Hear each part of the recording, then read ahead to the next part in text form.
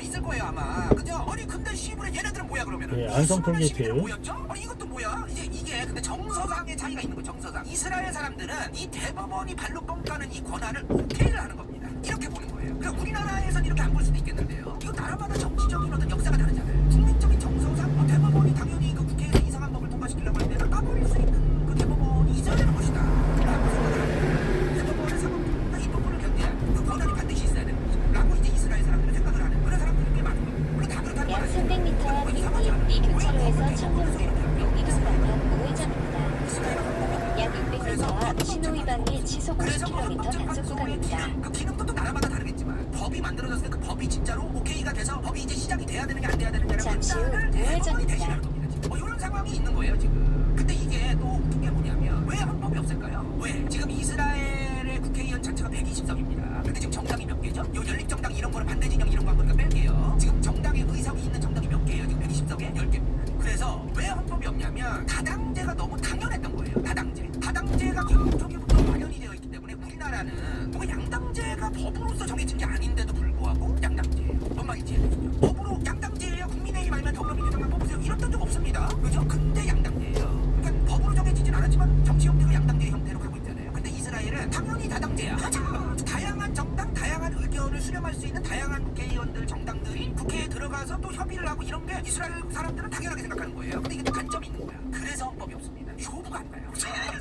헌법 정신을 하나로 통합한다는 거는 굉장히 중요한 겁니다. 헌법이라고 하는 건 정신이 담겨 있어야 되는 거예요. 그러려면은 종교가 만약에 특정 종교가 좀 이 국가에 많다면은 그 종교의 의미를 잘 담아가지고 헌법 정신을 담아야 될 것이고 이 국민들의 정서도 담아야 될 것이고 국민적인 눈높이라던가 이 국가의 미래와 발전 백년대계를 꿈꾸면서 정신을 잘 담아야 되는데 유대교도 종파가 너무 다양해요. 게다가 다당제예요. 그러니까 헌법 정신이라는 걸 정하는 게 너무너무 어려웠던 겁니다. 사실은 자공이 많았던 거예요. 그래서 협의가 안 되니까 미뤄서 지금까지 헌법이 없는 거예요.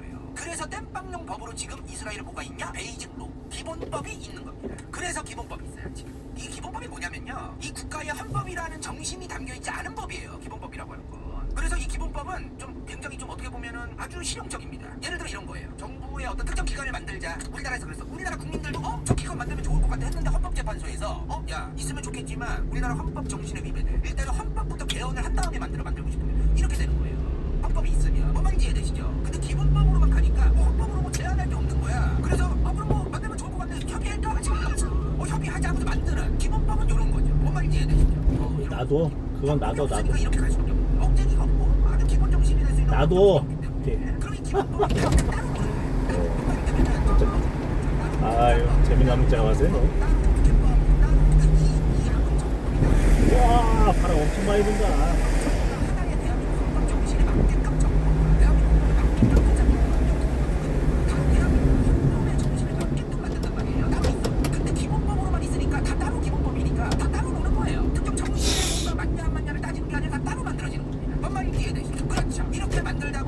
법에 충돌이 생길 수도 있고 야, 법들의 어떤 문제가 생길 수도 생겼구나. 있고 그렇겠죠. 그거를 대법원이었다. 이스라엘 대법원. 그게 대법원이다 이 말이야.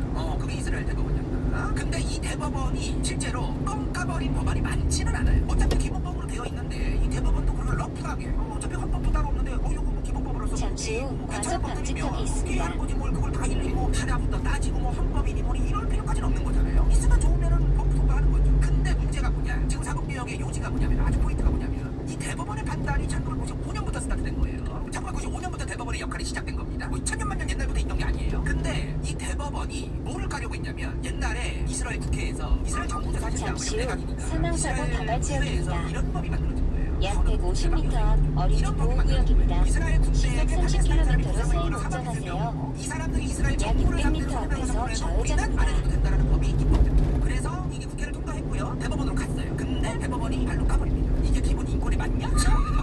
그리고 발로 뻥 까버려요. 그리고 둘째로 이스라엘의 피의자, 그러니까 그 범죄자. 이 피의자가 잡아들였을 때 그 수사를 해야 되는 구금기간이잖아. 구금기간. 이 구금기간은 판사의 판결이 필요해요. 판사한테 데려가가지고 얘 구금기간 늘려주세요. 뭐 이런 게 이제 법리 다툼을 또 해야 되는 게 있는데 테러리스트 같은 경우에는 테러리스트의 경우 그냥 안 거치고 하게 해주세요. 근데 이것도 굉장히 주관적. 평택에 여기가 용이동입니다. 용이동.